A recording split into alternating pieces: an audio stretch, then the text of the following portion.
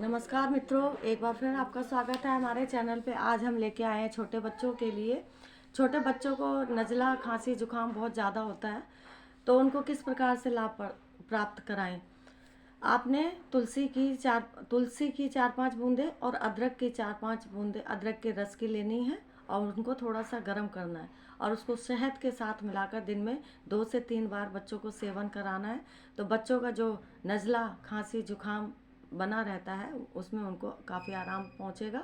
तो बच्चों के लिए ये विशेष लाभदायक उपाय है। आप इसको उपयोग करें और बच्चों को बीमारियों से बचाएं। ओम।